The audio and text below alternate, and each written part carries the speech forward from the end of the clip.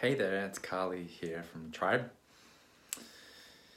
Today I want to talk about, to me, something that's like really important being a healthy human being, which is healthily expressing different parts of us. I recently had a prospective coaching client reach out to me and ask to do some work helping him express healthily some of his primal energies. And I really loved this request, and I thought it was just like a really, essentially just like a mature thing to do, particularly in speaking to him, some of his perspectives around it. Now, like my perspective around this is informed quite strongly by a developmental psychology point of view, understanding that we keep growing more and more layers of ourselves, and I don't think it actually stops, as long as we kind of don't get like stuck, or we don't continue to work on our growth, or we just like decide to stay where we're at. And these layers of us kind of go from these, this very raw part of our experiencing as babies, and then as we start to develop more sense of ego around the kind of these layers of raw experiencing, which are then just about kind of having our most basic desires met, and then it kind of keeps going up like this, until we start to get into like more mature adult functioning. It's very easy to have these parts of ourselves somehow denied. It's very easy to be told that it's not okay for us to express, potentially kind of selfish parts of ourselves, or parts of us which are just like really raw and kind of primal. And then in the denial of that expression, it's like these parts of us aren't actually healthily integrated into who we are. And I think it's quite sad to me that this occurs, because these, I think, parts of us are actually quite important as part of who we actually are, and I think it's also possibly quite damaging, because these energies in us are still actually there; they're still functioning in us. And I like to, like, one basic way I like to think about this is like just a triune brain style version of this. So like biologically, we have a reptilian brain, we have a mammalian brain, or our limbic brain, which is a lot more kind of our emotional brain. And then we have our neocortex, which has like higher order cognitive capacities. And these lower order parts of us, our reptilian brain and our limbic brain, are actually really, really important parts of us. They actually came first. And actually the neocortex is developed to serve these parts of us. We tend to make meaning around the things that we're feeling, rather than necessarily the other way around. Though I think it does go the other way around too. So, there's these primal energies in us, this really early parts of us, which is kind of our animal nature that we've emerged out of. And this is just like one example of our expression, but I think it's like a really commonly denied and repressed version of our expression. That I think is culturally is so blocked, because it's like seen as scary or potentially damaging. And these energies can be that. If they're not actually healthily integrated, they can come out in ways which can be violating. But of course, it's actually in the repression of these things, such that they're not integrated into the fullness of who we are, that there's a lot more likelihood that they're going to come out in kind of uncontrolled fashions, because we've held them down, and at some point those kind of energies are going to like burst out, kind of come out in strange kind of ways. So I think it's really important work and really liberating work to actually start to come into these parts of us.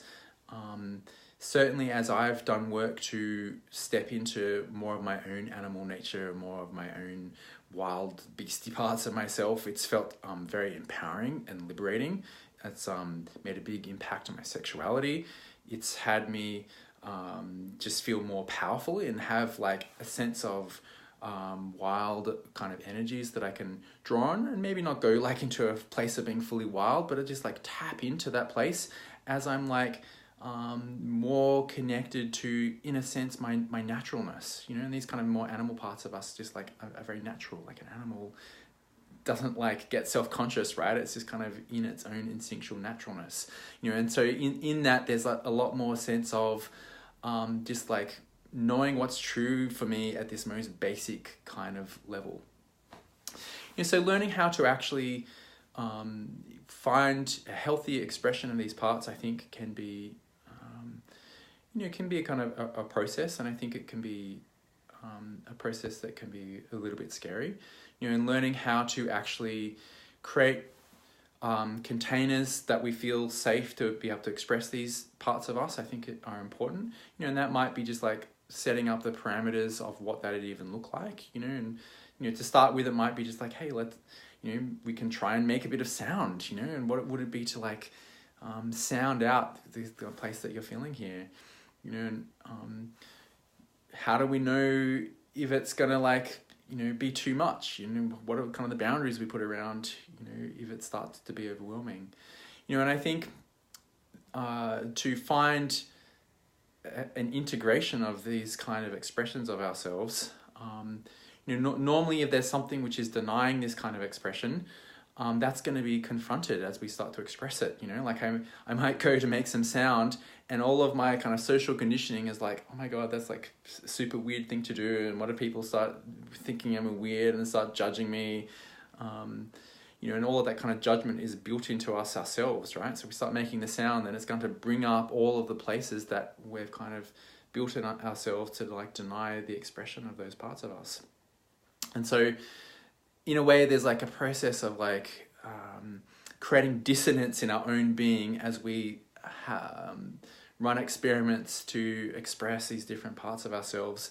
And then it's like, I think it's really important to go slow enough to then make sense of that dissonance and be able to integrate it, and be able to kind of start to bring these different parts of us into alignment.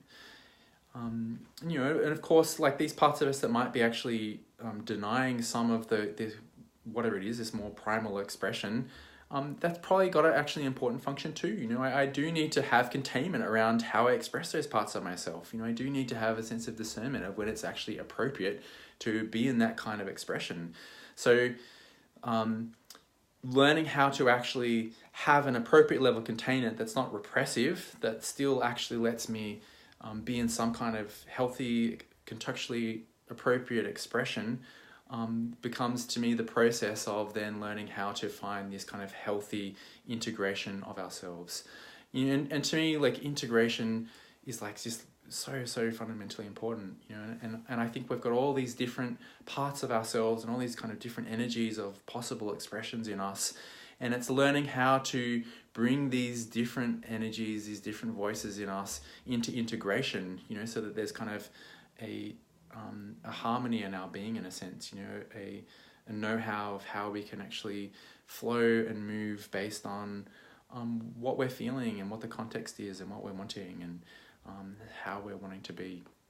And so it's this process to me of actually running experiments, like giving voice to parts of us which maybe are a little bit hidden, a bit denied, then seeing how the other parts of us respond to that, such that we can actually find kind of a dialogue between these different parts of us, such that we start to come into more integration and more wholeness and more choice in our expression.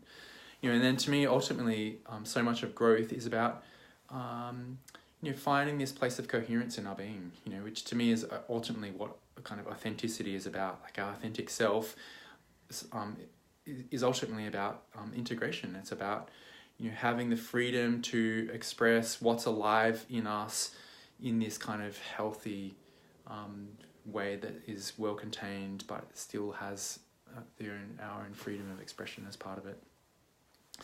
So I feel really passionate about cultivating this in myself and in human beings in general. And I think there's like so many beautiful energies in us to express. There's like the kind of really higher order cognitive, like sharp places. There's the really primal kind of wild parts of us. There's such beautiful, innocent, childlike parts of ourselves. And all the different places kind of, there's like so many. And I feel like excited to, in a way, just like explore the diversity of the kind of terrain of human experience that we can actually play in, you know, and find in ourselves. So I hope you find that useful. Let me know if you've got any thoughts around that or any questions. I'd love to keep dialoguing online. And thank you for watching. Good night.